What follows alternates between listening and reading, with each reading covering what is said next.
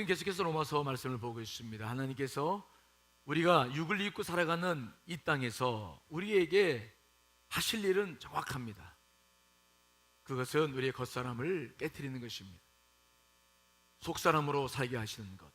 우리가 구원받았지만 우리의 구원은 영의 구원이죠. 아직魂과 육은 구원받지 못했습니다. 그래서 성화의 과정을 지금 밟아 나가고 있고, 그 성화의 과정 속에서 어김없이 와지는 것은 시련과 환난입니다. 특별히 이 시련과 환난은 분명한 목표가 나가 있는데 여러분들의 겉사람을 깨트리는 것입니다.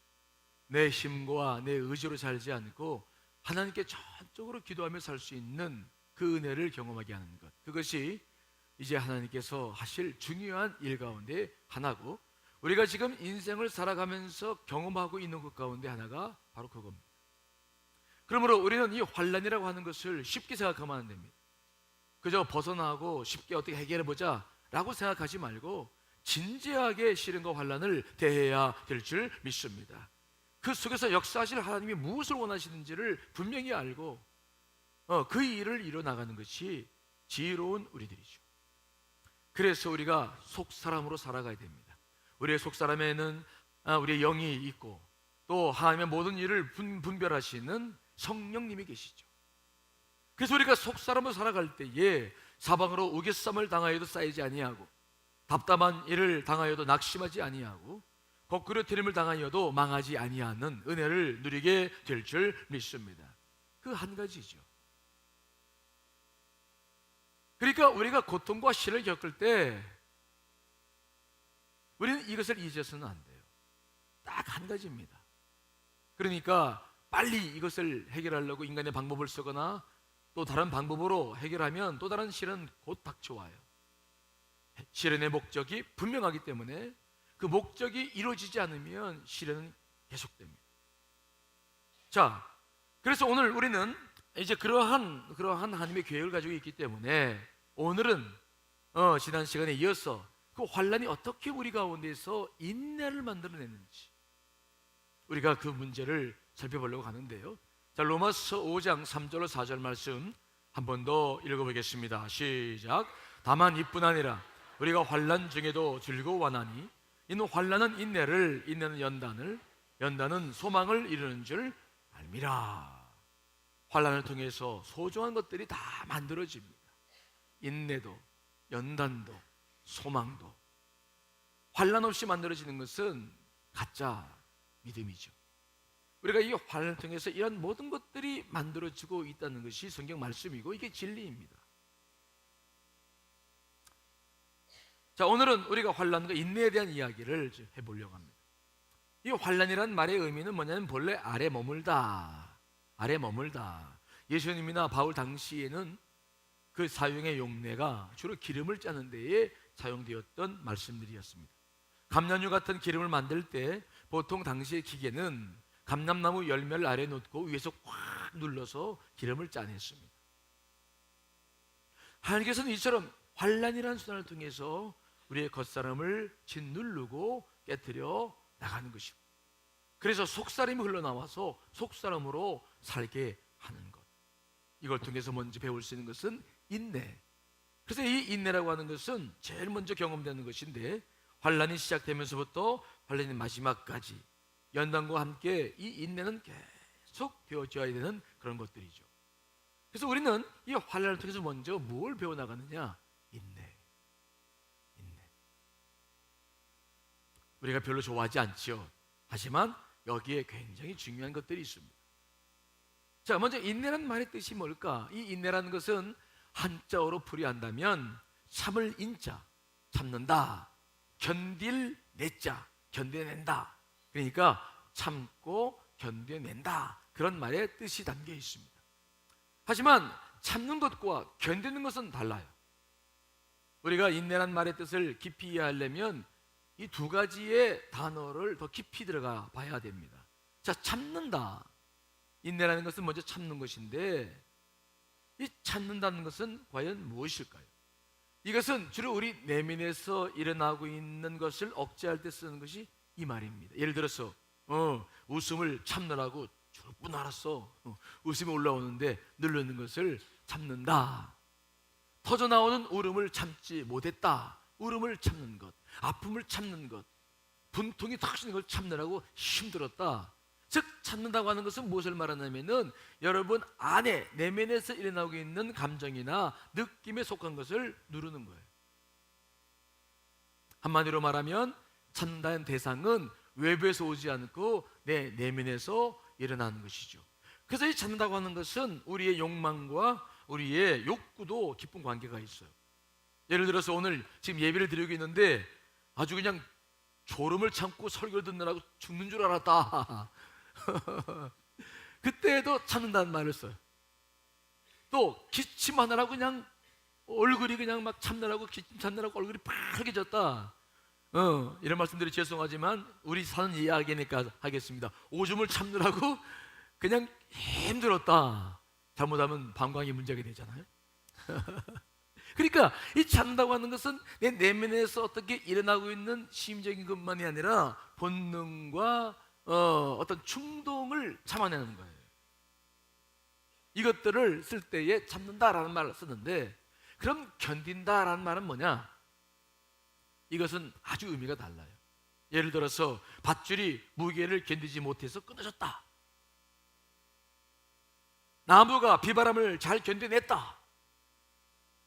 그러니까 이 견딘다는 말의 의미는 그 대상이 외부로부터 어떤 영향을 받아서 본래의 형태나 성질이 변함없이 지탱할 때 견딘다라는 말을 써요.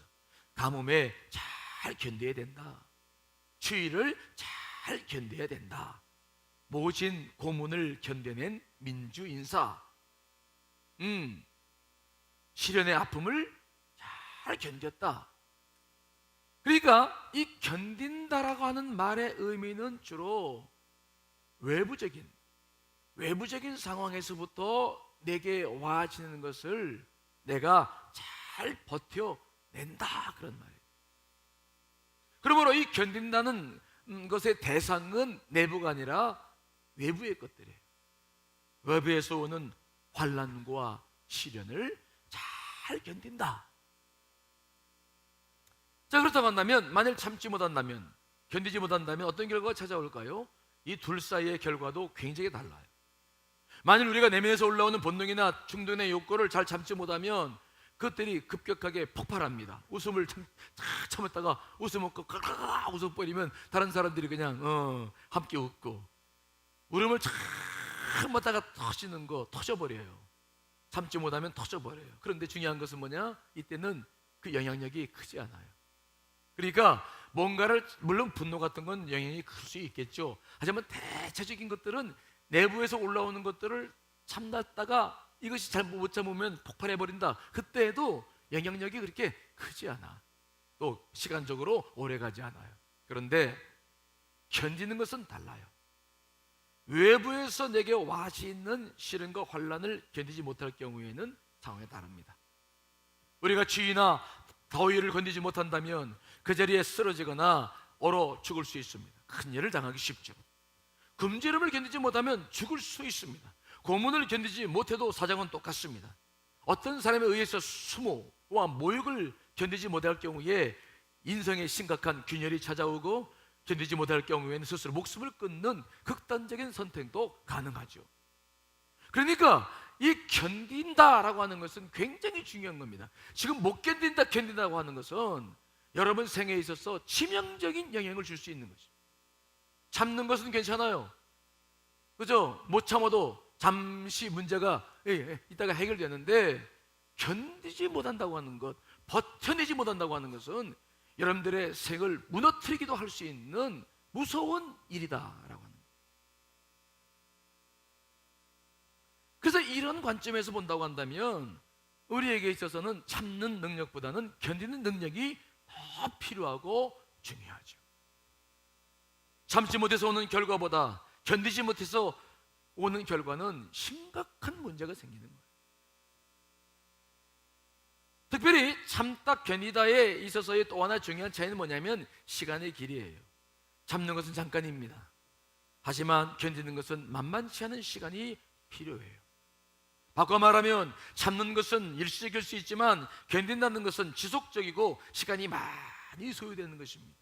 따라서 시련이나 환난이란 말 속에서는 참다라는 말보다는 견딘다는 말의 의미가 더 깊이 들어가 있습니다. 이해되시죠? 하나님이 우리를 깨트리려고 허락하시는 시련과 환난은 그래서 오랜 시간 계속됩니다.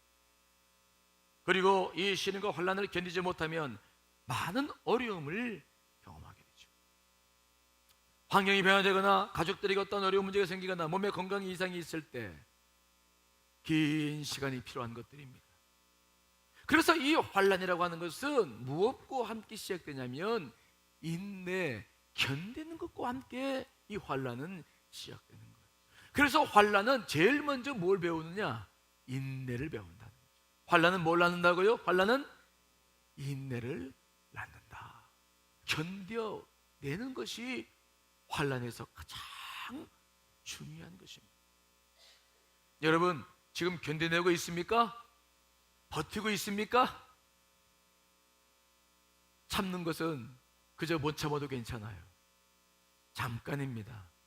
자기에게만 해당되는 겁니다. 하지만 못 견디면, 못 버텨내면 가족 전체가 피눈물을 흘릴 수 있다는 거예요. 그래서 이 환난은 참 중요합니다. 환난을 통해서 제일 먼저 뭘 먼저 배워야 되느냐? 뭘 배워야 된다고요? 인내, 버텨내는 것을 배워야 돼요. 우리의 삶은 호락호락하지 않습니다. 어떤 형태로든지 여러분들의 시련과 환난은 지금도 계속되고 있어요. 우리가 해야 할 가장 중요한 일은 바로 뭐냐? 버텨내야 돼요. 견뎌야 돼요. 이것이 중요한 의미가 있다. 자, 오늘 우리는 이 환난과 인내와의 관계를 좀 더 이해하기 위해서 이제 아브라함의 생애를 볼 겁니다. 아브라함의 생애를 보아야 될 이유가 왜 있냐면 아브라함은 믿음의 조상이고 아브라함처럼 그의 생애를 구체적으로 성경에 기록해 놓은 데가 없고 우리가 인내와 환난과의 관계를 배우는데 아브라함처럼 좋은 예가 없어서 이제 우리가 아브라함을 통해서 그 환난과 인내와의 관계를 좀 깊이 좀 배워보려고 그래요. 자, 여러분, 우리는 아브라함이 75세 하면 부름을 받아가지고 이제 갈대 우르에서부터 가나안 땅까지 왔다는 것을 잘 알아요. 75세입니다. 모든 생의 기반이 갈대 우르에 있었고 75세 생에 그 모든 것을 바꾼다는 게 이게 얼마나 어려운 일입니까? 75세에 그 먼 거리를 여행을 했고 새로운 생애를 출발하려고 하나님의 인도하심 속에서 지금 왔어요. 가나안 땅까지 왔어요. 그러면 하나님께서 아브라함에게 내리셔야 될 것은 시련이겠습니까? 축복이겠습니까? 축복이지. 잘했다, 수고했다, 축복일 것입니다. 그런데 성경에 보면은 아브라함은 가나안 땅까지 와서 뭐부터 출발하냐면 시련부터 출발해요. 기근부터 출발해요.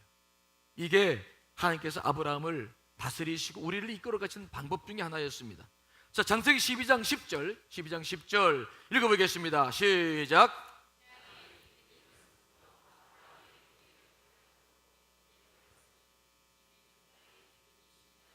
이제 아브라함은 가나안 땅에 도착해서 세겜 땅에 거기서 제단을 쌓고 좀 남방으로 이동하면서 정착지를 만들었어요. 이제 거기서 드디어 하나님의 인도하심을 따라서 하나님의 영광을 드러내기 위해서 살려고 그랬는데 아니 글쎄 그랬으면은 복을 주셔야 되는데 그때 생긴 일이 바로 뭐냐면 기근입니다. 기근은 절대적으로 사람이 할 수 있는 게 아닙니다. 하나님이 하시지 않으면 할 수 없는 겁니다. 무섭습니다. 기근이 쫙 들어오는 거예요. 여러분, 왜 아브라함이 도착하자마자 기근이라는 것을 주실까? 이 기근이 의미하시는 것이 무엇입니까? 하나님은 우리에게 물질을 주십니다. 아브라함은 풍성하게 살았습니다. 우리도 풍성하게 인생을 이제 살게 하시고 지금도 살고 있는 분들 많이 계십니다. 하나님은 물질에 대해서 인색하지 않으십니다. 그러나 그보다 더 중요한 게 있습니다. 아브라함의 생애를 쭉 읽어보면 물질 때문에 고민하거나 물질 때문에 하나님과 관계 맺는 건 하나도 없어요. 중요한 것은 그의 겉사람입니다. 하나님은 지금 아브라함에게 뭘 요구하시냐면은 네가 믿음의 조상이 되려고 나의 부름을 받았는데 이 부름이라고 하는 것이 무엇을 의미하는지를 정확하게 알려주시려고 하는 겁니다. 그것은 겉사람이 깨지는 거예요. 철저히 깨지는 거예요. 시련과 환난 없이는 깨지지 않는 것, 이것이 바로 우리의 겉사람입니다. 하지만 아브라함은 하나님의 부름을 받아서 순종했지만 반은 하나님을 믿었고 반은 자기 자신을 믿었어요. 기근이 닥쳐왔는데 오자마자 그는 하나님의 뜻을 물어보지도 않고 그 환난과 시련의 중요한 것이 무엇인지를 깨닫지도 못하고 그냥 애굽으로 확 도망가 버려요. 이게 우리가 보통 하는 일들입니다. 우리는 기근에 대해서, 환난에 대해서 중요성을 깨닫지 못해. 다만 싫을 뿐이야. 그렇죠? 싫죠? 배고픔이 싫고 눈물 흘리는 게 싫고 고통받는 게 싫어. 정말 싫어요. 그래서 우리는 시련과 환난이 닥치면 오늘 아브라함처럼 그냥 빨리 환경을 바꿔버려. 이사가 버리든지 아니면 더 이상 만나고 싶지 않은 사람 안 만나면 돼. 환경을 자꾸 바꿔요. 오늘 아브라함도 그 시련과 환난의 깊은 뜻을 해를 알지 못하고 그냥 이사가 버리는 거야. 그냥 아니 그 먼 거리를 이동해 왔고 하나님께서 그의 부르심을 불러주셨고 그 위대하신 부르심 앞에 와서 지금 가나안 땅에 와 있는데 그래 그 뜻을 깨닫지 못하고 그냥 떠나버려요. 하나님의 부르심 앞에 그냥 당장 고개를 돌려버리는 겁니다. 등을 돌려버리는 거예요. 이게 인간입니다. 이게 고통 속에서 반응을 보이는 우리들의 모습이에요. 그러면 시련이 끝납니까? 시련이 끝나요? 아브라함이 그 애굽에 가서 당한 일이 뭡니까? 자기 아내를 그때 사라가 65살이었는데 그래도 예뻤는가 봐요. 65살인데 자기 아내 때문에 목숨을 잃을까 봐 자기 아내를 누이 동생으로 속여버렸어. 그랬더니 그 바로의 애굽왕이 너무 예뻐가지고 자기 후실로 삼으려고 데려오라고. 정말 하나님이 꿈속에 나타나지 않았다고 한다면은 아브라함은 자기 아내를 빼앗기곤 했어요. 그게 뭡니까? 자기 아내에게 정말 망신도 그냥 무슨 망신이라고요? 망신 아니 자기 살겠다고 아내를 그래 속여버려. 그 파렴치한 이게 아브라함, 이게 어려움을 겪고 있는 사람들의 심리예요. 아내마저도 그래. 결국은 수치와 수모를 당하고 가나안 땅으로 돌아올 수밖에 없었던 아브라함. 이게 여러분 이거 시련과 환난을 이렇게 겪으면은 절대로 도움이 안 돼. 하나님은 첫 번 시험을 주었는데 아브라함은 통과하지 못했어요. 이런 상황에 대해서 이사야 선지자가 말하죠. 이사야 31장 1절 말씀 읽어보겠습니다. 시작. 도움을 구하러 애굽으로 내려가는 자들은 화 있을진저 그들은 말을 의지하고 병거와 많음과 마병의 힘이 강함을 의지하고 이스라엘의 거룩하신 이를 앙모하지 아니하며 여호와를 구하지. 하나님 앞에 부름받았습니다. 근데 하나님을 구하지도 못하고 애굽의 많은 것들을 쫓아 도망가 버려요. 우리가 하나님의 부름을 받아서 크리스찬이 된 줄 분명히 믿습니다. 그러면 우리도 정확하게 시련 앞에서 주님을 구하고 그분을 향해 나아가야 되는데 우리도 아브라함처럼 똑같이 이렇게 살 때가 얼마나 많은지 몰라요. 가나안 땅에 돌아오자마자 하나님은 그로부터 계속 시련을 주십니다. 근데 가장 힘든 시련이 뭐냐? 아브라함에게 아브라함을 부르셨을 때 뭐라고 말씀하셨냐면은 내가 너로 큰 민족을 이루고 내게 복을 주어 내 이름을 장대하게 하리니 너는 복이 될지라라고 말씀하셨습니다. 그래서 그를 부르셨어요. 그런데 아브라함에게 아들을 주셔요, 안 주셔요? 안 주셔요. 가장 큰 시련과 내 시련은 인내하는 겁니다. 참는 거예요. 그때부터 하나님은 환난을 주시면서 아브라함에게 인내가 뭔지를 가르치기 시작하시는데 하나님의 명령을 따라와가지고 10년 동안 기다렸는데도 아들 안 주셔. 75세 그러면 85세 여러분 같으면 마음이 급하겠습니까? 안 급하겠습니까? 10년 동안 기도했는데 기도를 이루어주지 않으시면은 여러분들은 어떤 상태일까요? 포기하든지 믿음을 상실해버리든지 할 거예요. 아브라함이 그랬습니다. 10년쯤 지났을 때에 하도 화가 나가지고 하나님께 말합니다. 하나님! 저 안 잡니다. 하나님! 저 아들이고 뭐고 다 그만두겠습니다. 내가 10년 동안 기다렸습니다. 나 다 그만두고 그저 내 종 엘리에셀을 통해서 내 후계자를 삼고 끝날 테니까 더 이상 나랑 뭐 이러고 저러고 하는 거 끊어버립시다.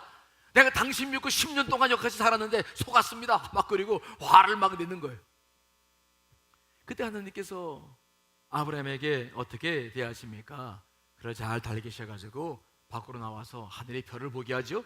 자, 창세기 15장 5절 6절 읽어보겠습니다. 시작. 그를 이끌고 밖으로 나아가 이르시되 하늘으로 무뼈를 셀 수 있나 보라. 또 그에게 이르시되 내 자손이 여호와 같으리라.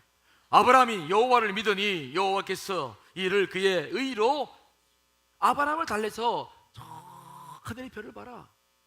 내가 너에게 많은 민족을 이룬다고 말씀하지 않았느냐? 저렇게 될 거야.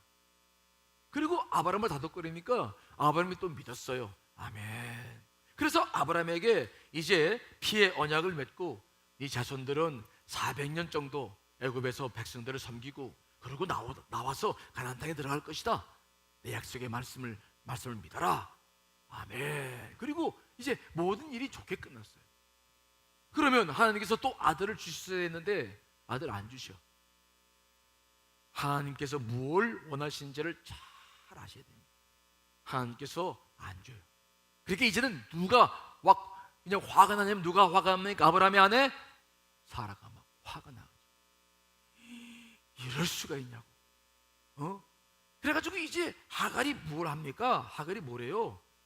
이제는 자기 몸종을 아브라함에게 들여보내가지고 인간의 방법으로 아들 낳자는 거예요. 그러면 아브라함이 그 자기 사라에게 신실하신 하나님에 대한 설명을 하고 그리고 그의 마음을 잘 만져줬어야 되는데 아브라함은 또 애굽의 일처럼 또 흔들려 버려요. 그리고는 조급함과 욕심 때문에 그 사라의 제안을 받아들여서 하갈을 품에 안고 거기서부터 이제 아들을 낳으려고 그 일을 모색합니다. 잘 보세요. 어떤 결과가 나온 줄 아십니까? 자, 창세기 16장 3절로 4절 3절로 4절 읽어봅니다. 시작.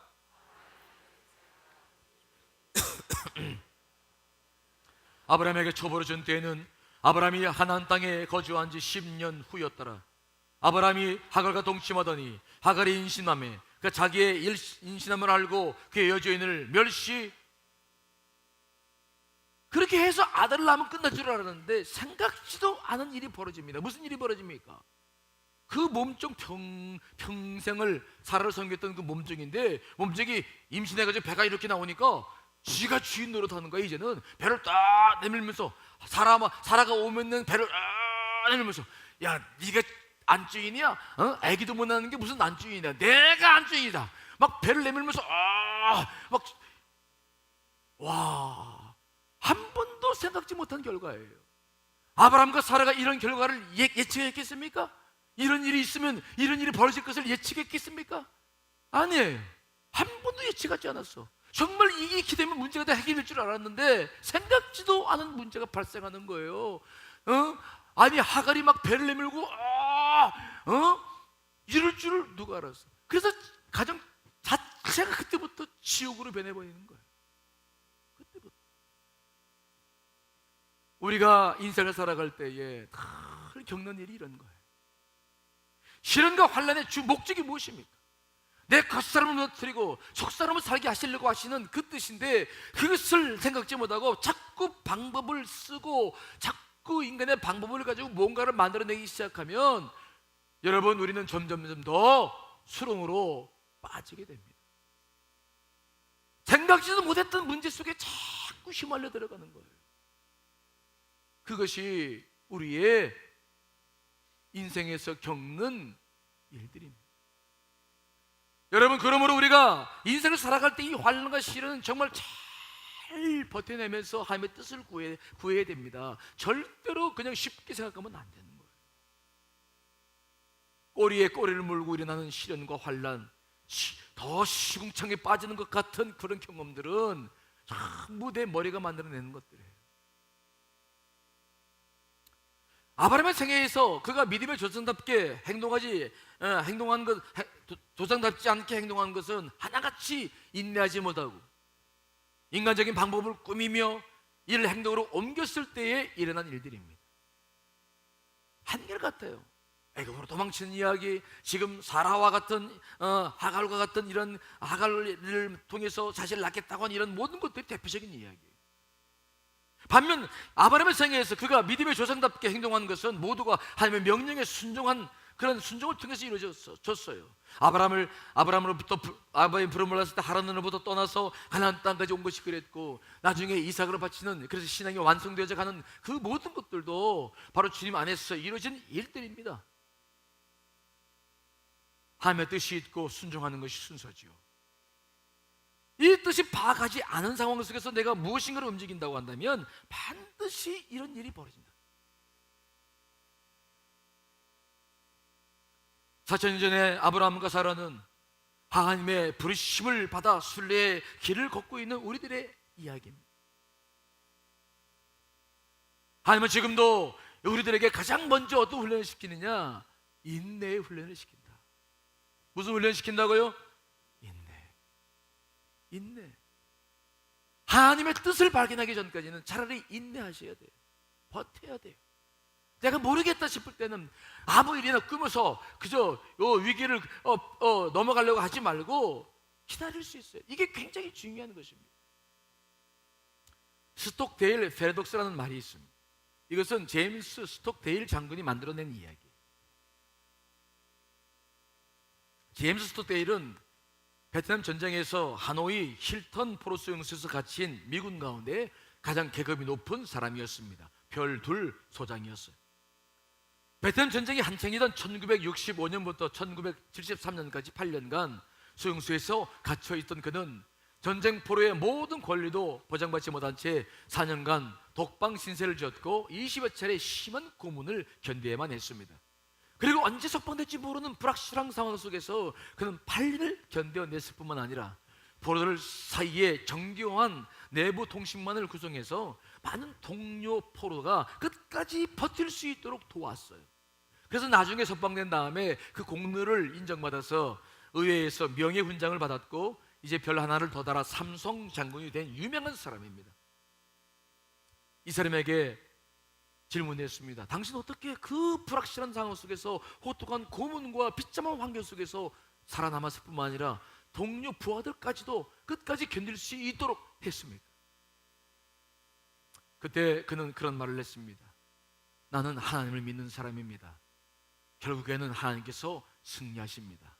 나는 그것을 확신했습니다. 그밖에는 없었습니다. 그러나 내가 그 자리에서 경험했던 것은 뭐냐? 눈앞에 닥친 냉혹한 환경을 직시하는 현실감과 성공할 것이라는 믿음을 혼동하지 않은 것입니다. 이게 무슨 말입니까?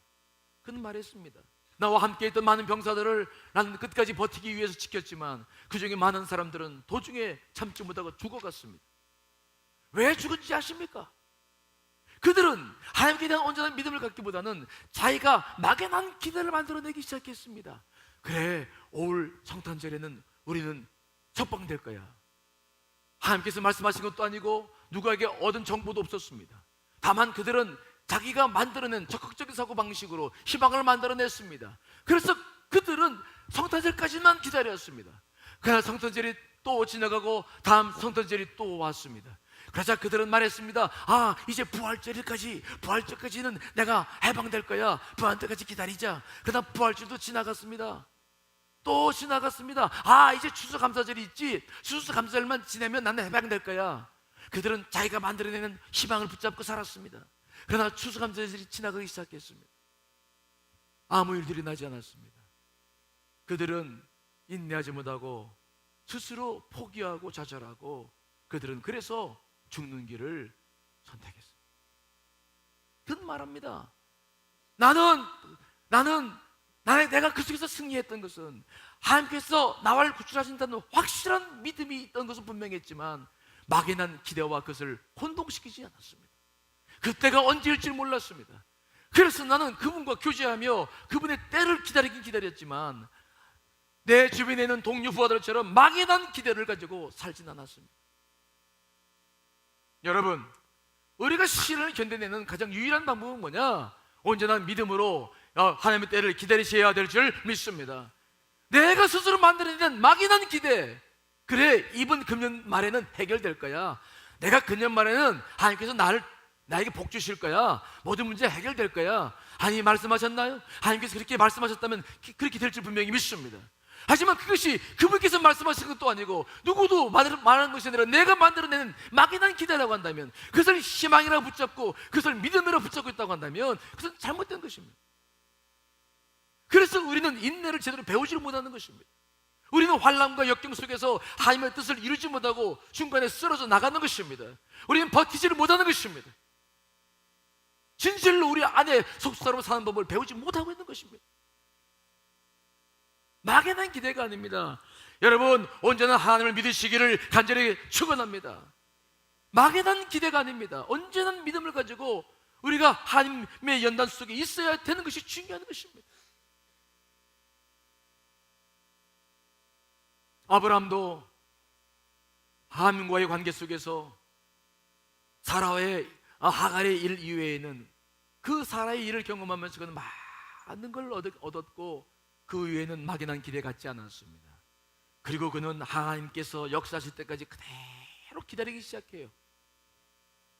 그러나 분명한 것은 뭡니까? 성서의 가르침이 뭡니까? 인내에는 끝이 있다는 사실입니다. 따라합시다. 인내에는 끝이 있다.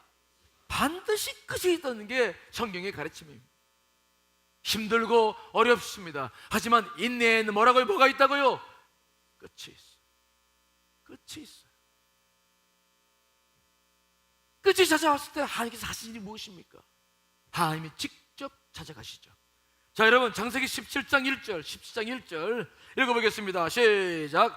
아브라함이 99세 때에 여호와께서 아브라함에게 나타나서 그에게 이르시되 나는 전능하신 하나님이라. 너는 내 앞에서 행하여 완전하라. 나타나셨어요. 99세가 되었을 때 이제 때가 되었다 싶었습니다. 이제 아브라함이 인내의 때가 다 되었다 싶었을 때에 하나님이 직접 찾아가셨어요.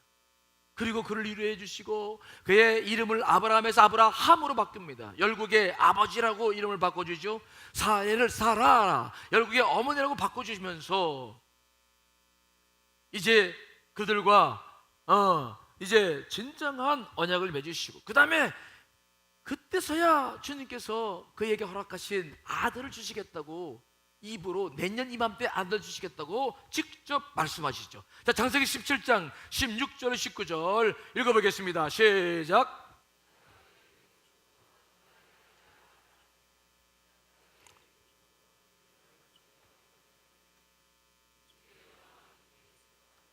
아브라함이 엎드려 웃으며 마음속으로 이르되 100세 된 사람이 어찌 자식을 낳을까? 사람 90세니 어찌 출산하리요 하고, 아브라함이 이에 이스마엘이나 하나님 앞에 살기를 원하나이다. 하나님이 이르시되 아니라 내 아내 사라가 내게 아들을 낳으리니 너는 그 이름을 이삭이라 하라. 내가 그와 내 언약을 세우리니 그의 후손에게 영원한 언약이 되리라.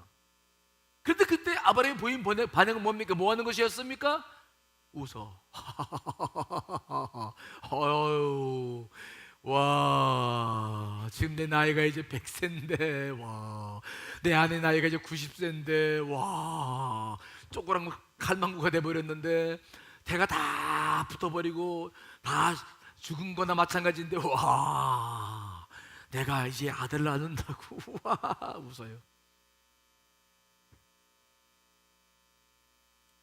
아브라함은 그렇게 말합니다. 하나님, 아닙니다. 이제 아들 없어도 됩니다. 제가 제 뜻으로 난 이스마엘이나 하나님 안에서 잘 살게 도와주세요. 없어도 됩니다. 하나님, 이제 괜찮습니다. 근데 주님께서 뭐라고 말하세요? 아니다. 내 아내 사라가 내게 아들을 낳으리니 그 아들을 이삭이라 짓고 후손이 복을 받을 것이라. 여러분, 아브라함의 웃음의 의미가 무엇입니까? 이게 불신앙이었을까요? 물론 그럴 수 있습니다. 하지만 불신앙이었다고 한다면 하나님은 아브라함을 책망하셨을 거예요. 근데 아브라함을 책망하지 않았어요. 그럼 웃음의 의미가 뭡니까? 이것은 지난 24년 동안 하나님께서 그를 다루신 결과였어요. 저에게 인내를 훈련시키신, 연단시킨 결과가 웃음이었어요. 왜? 이전에는 그는 생육할 수 있었고 자신의 힘으로 뭔가를 할 수 있는 그런 나이가 있었습니다. 하지만 지금은 다 낡아서 자신의 힘으로는 아무것도 할 수 없었어. 근데 그때 하나님께서 오셔서 아들을 주시겠다는 것입니다. 그래서 어이가 없어 웃었어요. 이 웃음이란 게 뭡니까? 아브라함이 깨달은 게 있었어요. 아, 하나님, 그 웃음이라는 의미는 그런 의미입니다. 아니, 이때까지 기다리신 겁니까? 이런 것이었어요? 내가 내 겉사람으로 아무것도 할 수 없고 그래서 이제 모든 것도 기대할 수 없는, 내가 그 무엇도 할 수 없다고 생각할 이때를 하나님이 기다리신 것입니까? 그래서 지금까지 하나님께서 인내하시고 지금까지 기다리셨다가 이제서 주시겠다고 하시는 것입니까? 하나님께서 기다리신 것은 이때였습니까? 하나님, 제가 몰랐습니다. 아니, 이런 것이었습니까? 하나님께서 이런 것을 기다리신 것이었습니까? 이게 때였습니까? 아브라함은 그거를 깨달았다는 거예요. 아이고, 하나님, 이때였습니까?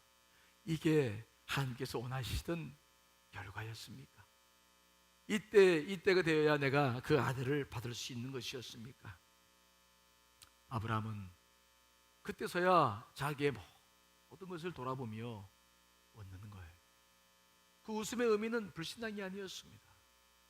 그제서야 하나님께서 기다리시던 때가 무엇을 의미한지를 알았던 것입니다. 이해되시나요? 그래서 그 아들의 이름을 뭐라고 지었냐면 이삭이라고, 웃음이라고. 그게 불신앙이었다면 그 이름을 지었겠습니까? 아니죠. 하나님이 이런 분이시구나 라고 하는 것을 그때서야 깨닫고 어이없어서 자기도 모르게 아이고, 이런 것이었습니까, 하나님? 우리가 시련과 환난을 겪다 보면 이런 웃음을 웃을 때가 있어요. 하나님, 정말 이런 걸 원하셨어요?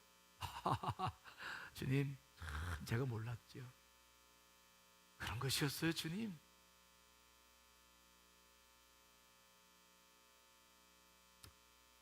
그렇습니다. 하나님은 우리들에게 그 겉사람이 다 깨어져 부서지고 하나님의 뜻을 온전히 우리가 섬길 수 있을 때를 기다리고 계신 줄 분명히 믿습니다. 그때였어요. 그게 우리가 기다리는, 하나님이 기다리시는 때였고 우리가 연단시켜 나가야 될 중요한 지점입니다. 그 웃음.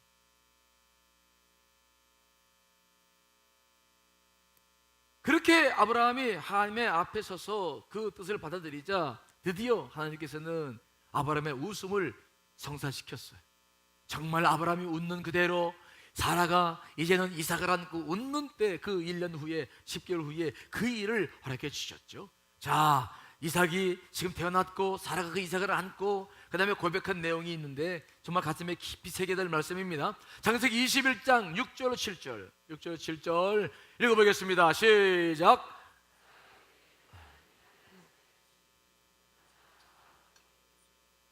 또 이르되 사라가 자식들을 젖먹이겠다고 누가 아브라함에게 말하여마는 아브라함의 노경에 내가 아들을 낳았도다 하느니라. 사라가 고백합니다. 하나님께서 나를 뭐하게 했다고요? 웃게 하지. 생각해 보세요. 누가 이런 일을 할 수 있습니까? 누가 그 말라 비틀어진 태를 열어서 죽은 자와 같은 사람의 태를 열어 아들을 낳게 하신 분이 누가 있습니까? 오직 하나님밖에 없는 줄 분명히 믿습니다. 그분은 무엇이든지 할 수 있는 분이십니다. 사라는 그때 이삭을 안고 웃었어요. 하나님, 이런 것이 었습니까? 하나님이 이런 분이셨군요. 누가 나를 웃게 하신다고 누가 이런 일을 기억하겠습니까? 사라가 자식들에게 젖먹이겠다고 누가 아브라함에게 말을 하고 누가 이 일을 상상해나 했겠습니까? 하나님. 사라는 이삭을 안으면서 지나온 날들을 돌아보며 회상하며 감격했을 거예요. 아브라함과 함께 서로 쳐다보며 웃으며 그 이삭을 번갈아 안으면서 돌아온 날들을 지켜보면서 그들이 하나님의 부름을 받고 살았던 25년간의 세월을 돌아보면서 그들은 하나님을 제대로 믿지 못했던 것을 후회하면서, 그러나 그 모든 것들이 하나님의 은혜였음을 그들은 생각하면서 아마 감격의 눈물을 흘렸을 거예요.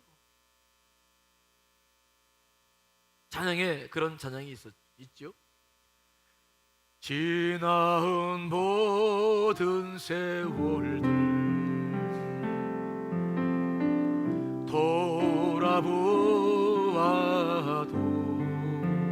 함께 부를까요? 그 어느 것 하나 주의 손길 한 미친 것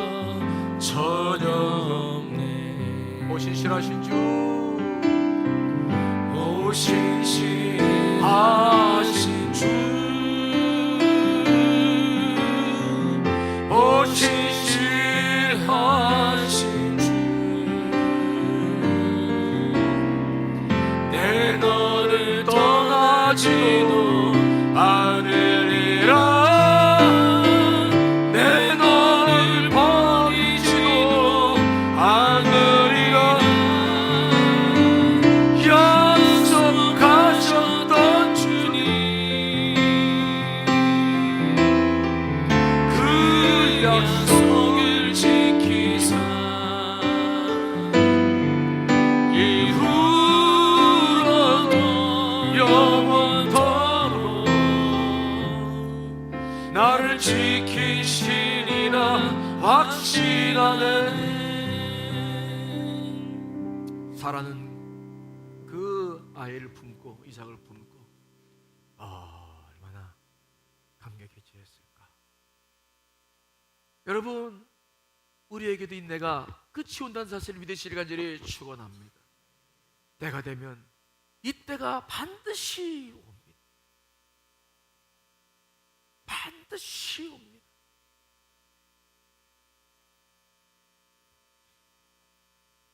그러나 여러분, 어찌 아브라함과 사라만 기뻐했겠습니까?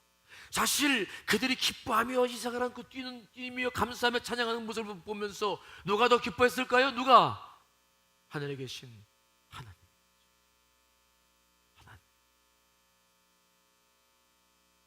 아브라함과 이삭만 기다렸던 게 아닙니다.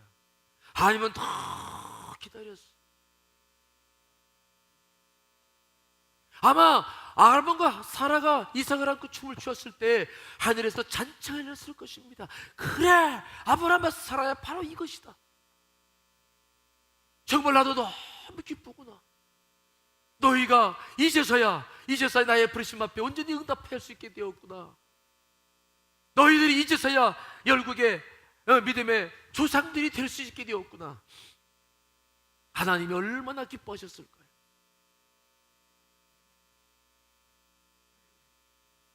사실 이렇게 생각해 본다면 인내란 어찌 보면 내가 찾는 것 같지만 사실은 나보다 하나님께서 애를 태우시며 기다리는 시간이라는 그 사실을 분명히 우리가 알아야 될 줄 믿습니다. 그분이 기다리는 시간이에요. 그분이. 우리가 자녀를 기르면서 얼마나 가슴 졸이며 길러냅니까? 우리 자녀들은 지들이 힘겹게 산다고 생각하지만 그러나 그 모습을 보는 부모의 마음은 어떻습니까? 얼마나 우리가 애타며 그때를 기다리고 있습니까? 인내의 시간은 하나님이 기다리는 시간. 하나님이 나를 기다리는 시간. 지금도 나를 기다리는 시간. 저는 제 어머니를 생각할 때마다 늘 기다리는 모습이 떠올라요. 우리 어머님은 제가 어머니 내려가겠습니다, 언제 내려가겠습니다 그러면 우리 어머님은 꼭 몇 시간 전부터 집 밖에 나와서 추운 겨울에도 들어가시라 해도 안 들어가지고 밖에서 기다렸어요. 그러면 그냥 형님들이 저한테 전화, 야야야야야야, 왜 일찍 전화를 해가지고 어머니 밖에 기다리시냐? 그러면 와가지고 어머니 왜 이렇게 밖에서 기다리세요? 어머니 하신 말씀이, 그래야 내 마음이 편해서 그래. 저희가 떠날 때도 보면은 차 타고 이제 운전하고 가려다 보면 또 그냥 저를 바라보신 눈이 좀 애잔하시잖아요. 그러면 떠나지 못하고 내려가지고 어머니 또 다음에 봬요. 어머니 건강하시고, 아셨죠? 또 차 타. 그리고 또 내려가지고, 그리고 이제 출발해요. 그리고 백날을 이렇게 쳐다보면 어머님은 끝까지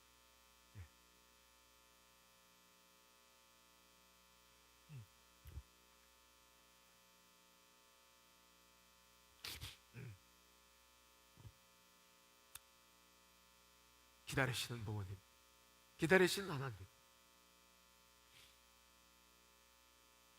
여러분 고통 겪고 있을 때 여러분은 겪는 거 아니에요? 그분도 여러분과 함께 이 모든 고통을 함께 하시는 줄 믿습니다. 기다리세요. 이때가 오기를 기다리시는.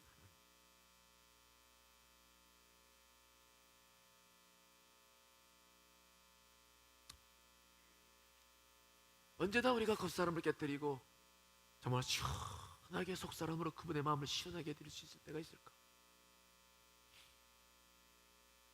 하지만 인내는 끝이 있어요.